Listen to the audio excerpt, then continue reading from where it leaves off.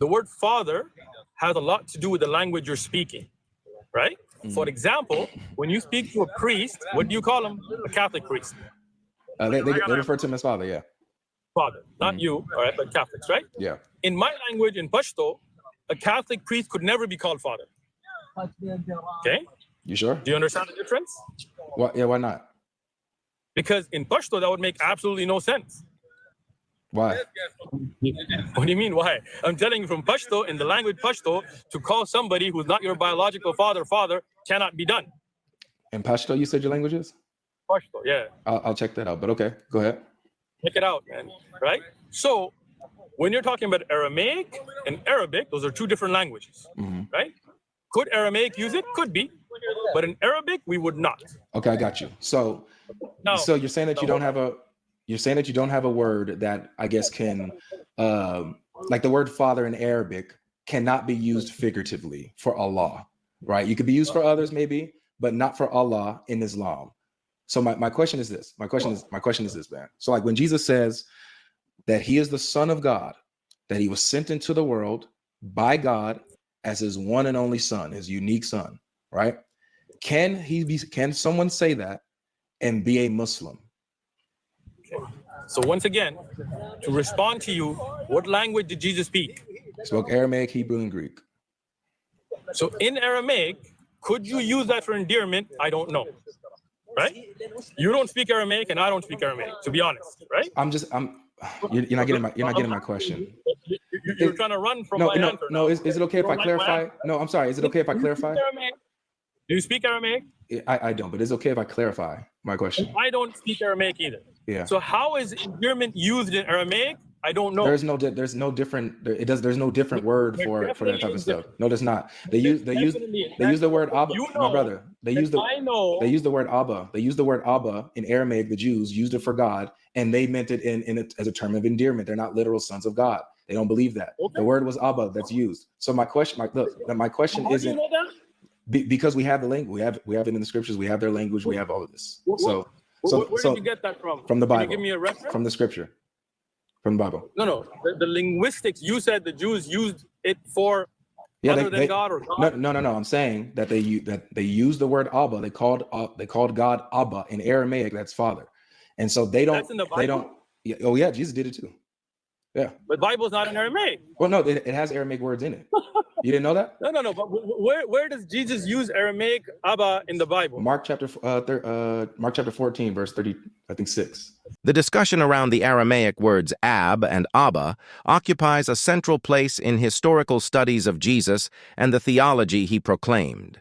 Linguistically, the term Ab in Aramaic means father in its basic form, while Abba is the emphatic form that expresses intimacy, closeness, and personal relationship. Scholars of Semitic languages, such as Joachim Jeremias, Joseph Fitzmyer, and Geza Vermes, have long shown that Abba is not a childish or casual nickname. It is a term used by adults to address their father with deep personal closeness.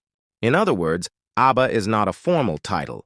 It is a relational address, language that conveys trust, affection, and intimate connection.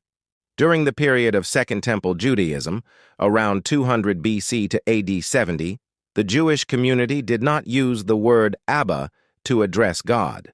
In Jewish texts, whether the Dead Sea Scrolls, the Targums, or the writings of Philo and Josephus, God is often called Avinu, our Father, but only in a national or covenantal sense, never as an intimate personal father. Avinu functioned as a theological political designation. God as the head and protector of Israel, not father in the personal and relational sense. There is no evidence in Jewish prayers of the time that anyone addressed Yahweh as Abba. In fact, such personal intimacy was considered too bold, even irreverent. Jewish scholars generally agree that addressing God with such a familiar term would have been almost unthinkable for a rabbi of that era. This historical background makes Jesus' use of Abba all the more significant. When Mark records Jesus' prayer in Gethsemane, Abba, Father, Mark 14:36, he deliberately preserves Jesus' original Aramaic word and then translates it into Greek. This pairing of two languages is never accidental. Mark wants the reader to understand that the term Jesus used was truly Abba, the language of his own mother tongue, and that its meaning remains unchanged even when rendered into Greek. Jesus is not merely using a formal title for God. He is expressing a deeply personal and unique relationship, something not paralleled in the broader Jewish tradition. This historical tension becomes especially clear when some Muslims claim that Jesus was a Muslim.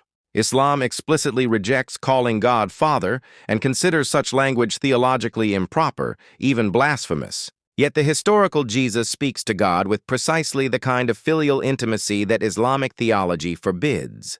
The contradiction is impossible to ignore. The Aramaic language of Jesus himself reflects a relationship that Islam entirely rejects. In other words, Jesus' use of Abba stands as a linguistic and historical witness that the theology he taught is fundamentally incompatible with the Islamic concept of God. Bring up 14. Yeah, Mark what? Mark 14, verse 36. Okay. What is the verse? It says, it's talking about where Jesus prayed in the Garden of Gethsemane, and he went prostrating, and it says what he says. He went prostrating, fell on his face, and said, Abba, Father, Abba, Patero. If it be possible, let this cup pass from me. Okay. So now you're saying that this is Aramaic for what? That's Aramaic for Endearment? father. That's Aramaic for father. Is it endearment or literal? Well, when Jesus Wait, is wait, talking, wait. Abba's not wait, Aramaic. don't interrupt me. Wait, Please, Abba's not Aramaic. Don't lie. Why are you He's interrupting lying. me? Shaykh Abba is Uthman, he's lying. Aramaic. Wallah, he's lying. You're lying. He's lying. Don't interrupt me. Abba is not Aramaic. Omar, what's happening, Omar? Abba is Greek. Omar, you guys let these guys up, and you're letting these dudes interrupt. Abba You're letting these dudes Greek. interrupt. Omar. Hold on. Omar. Tell him don't interrupt. Don't interrupt, please. Go ahead. So go ahead. So you're saying, is this literal or figurative? So what I'm saying is that this is the only word for father. Now, when Jesus says it, obviously I'm sorry. You said that's the only word in Aramaic for father? Yes. Are you sure about that? Yes. Have you checked that? Yes. And if you find other words in Aramaic for father, then I guess I'm wrong. But from what I've seen, that's the only word for father. Okay. So there'll be different forms of it depending on how the phrase of the sentence is, like my, or that it might be, Abi or Abo or something like that. But Abba is father in you're Arabic. saying In Aramaic, I'm sorry. Literally or figuratively? Yes. Yes. So what's of? Say that again. Of in Aramaic. Of I don't know. I don't know what that is. But so this is where we're getting at in here. Aramaic, there's also of that For means what? father. Can you show that? For father. Can you show that? What? Can you show that? Yeah. You bring it up on the thing. The Aramaic term for father is. Put it on the screen. Yeah. Hold on, let it. So the word is Abba. The Aramaic term for father is Abba. So that's Abba right there, man. But when speaking, when speaking to someone, hold on, let me read it. Let me read it, if you can, please. The live is freezing up, guys.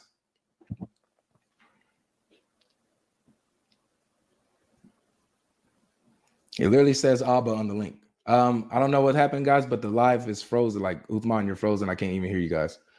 People often get confused when they assume that the word Abba comes from Greek. Linguistically, however, it is not Greek at all. The basic form ab, pronounced ave in Hebrew, comes from the ancient Semitic world, most clearly in Hebrew and Aramaic. In Hebrew, the word for father is ab, while in Aramaic, the fuller, more intimate form is Abba. This is why, when we examine the word Abba, spoken by Jesus, we are actually stepping into one of the most important moments in historical Jesus studies. The word appears in his prayer in the Garden of Gethsemane, spoken at a moment of deep and overwhelming anguish. And strikingly, the Gospel of Mark chooses not to translate this word into Greek, but to preserve Jesus' original language. Abba, Father. This is where much of the confusion arises. Many people, especially in debates, claim that Abba is a Greek term, but academically, the word is unmistakably Aramaic, the everyday language Jesus used in Galilee. The Gospel writer simply wrote it using Greek letters and then added the official translation, ho pater, meaning father. This pattern would be impossible if Abba were a Greek word. Mark translates it precisely because he wants the reader to recognize that he is preserving the literal word that came from the lips of Jesus himself. And here is where the tension with Islam becomes unavoidable. In Islamic theology, God may not be called Father. The term is explicitly rejected in the Quran and in Islamic creed. Yet Jesus addresses God directly as his Father, in personal, intimate language, spoken in his own mother tongue. He even teaches his disciples to pray, "Our Father who is in heaven." This is not a casual choice of words. This is a core theological identity at the heart of Jesus' message, one that does not align with the Islamic concept of God. For this reason, when Abba is understood as an authentic Aramaic term, as the entire academic consensus affirms, the implications become unmistakably clear. We are not dealing with a Greek church interpretation. We are dealing with the historical words of Jesus, revealing his unique relationship with God as Father. And this historical fact makes the claim that Jesus was a Muslim impossible to sustain, either linguistically or historically. The relationship Jesus expresses, son to father, is entirely rejected in Islamic doctrine, yet it stands at the center of Jesus' own teaching. In other words, once we acknowledge that Abba is the Aramaic word truly spoken by Jesus, the entire picture of who Jesus is moves beyond the Islamic framework and returns to the Jewish world of the first century, where he was known as the Son who speaks intimately with his Father.